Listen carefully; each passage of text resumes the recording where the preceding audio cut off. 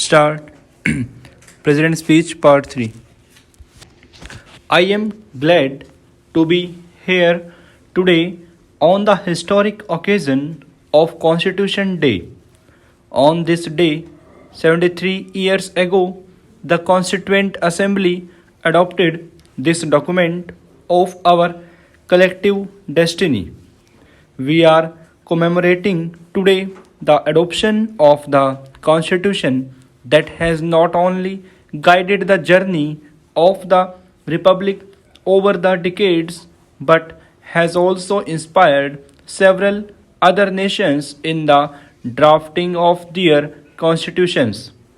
The Constituent Assembly was composed of elected members who represented all the regions and communities of the nation.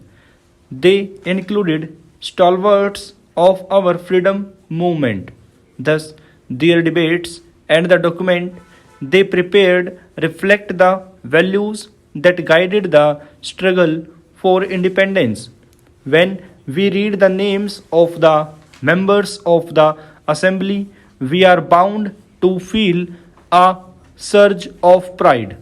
The decades before independence were marked by an unusual number of extraordinary individuals. I sincerely believe that no other place and no other time have produced a galaxy of giants like them. They had their own dreams and ideas about the character of this nation, but they were united in their desire to see it freed of shackles. They all made great sacrifices to ensure that the coming generations would breathe the air of a free nation. The first among them all, of course, was the father of the nation. The visionary leadership of Mahatma Gandhi created a generation of great leaders. The Constitution bears an unmistakable stamp of Gandhian principles. Equally, the President of the Constituent Assembly and also my great predecessor, Dr. Rajendra Prasad, and the Chairman of the Drafting Committee, Dr. B.R. Ambedkar, converted a grand vision into words. I am especially proud of the fact that the 389 members also included 15 women. When some of the leading nations in the West were still debating women's rights, in India, women were participating in the framing of the Constitution. Hasban Mehta, one of them, also made a critical contribution in the drafting of the Universal Declaration of Human Rights.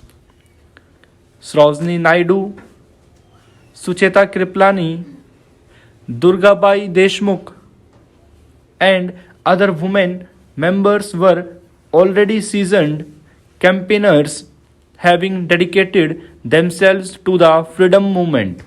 Speaking of women, I would like to note that their participation in public life since independence has shown an upward trend, but there is no reason to be content.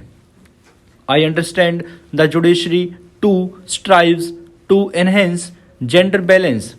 Ladies and gentlemen, the course and cornerstone of the Constitution is summed up in its preamble. Its singular focus is on how to increase social good. Its entire edifice rests on justice, liberty, equality, and fraternity. I would like to note here that these four stellar values enshrined in our Constitution have been part of our own timeless heritage. When we speak of justice, we understand it is an ideal and achieving it is not without obstacles. Here I must mention my immediate predecessor Shri Ramnath Kovind, who often stressed on the cost of justice. The onus is on all us to make the process of seeking justice affordable to all. I appreciate the efforts made by the judiciary in this direction. The Legal Aid Society and similar incentives are worth praising, and so are individual initiatives to provide legal counseling for free. The question of access often goes beyond cost matters. The Supreme Court of India and several other courts now make judgments available in a number of Indian languages. This praiseworthy gesture makes an average citizen a stakeholder in the process. It can also raise their awareness as well as the quality of public debates.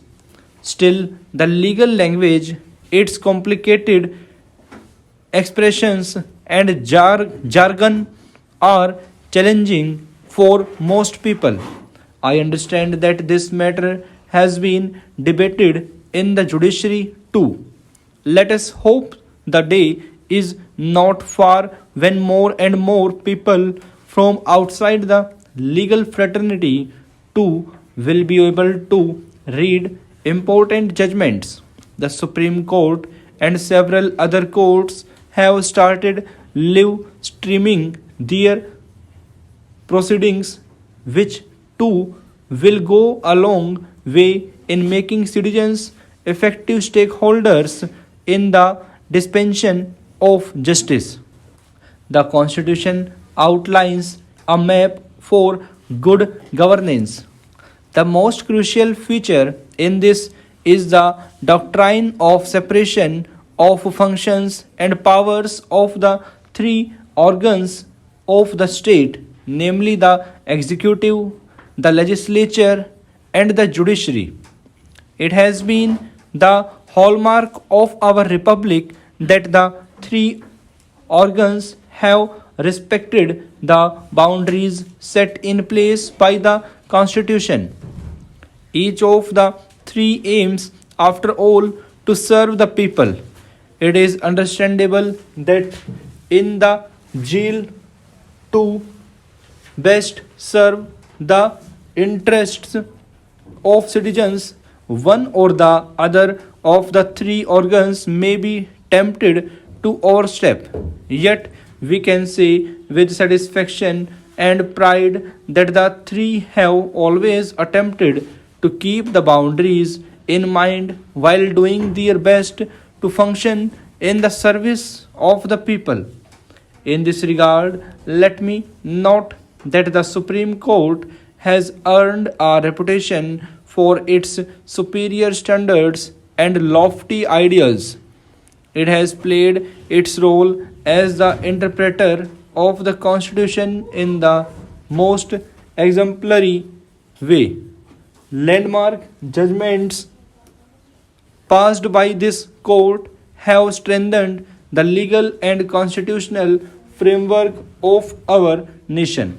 The Supreme Court bench and the bar are known for their legal scholarship.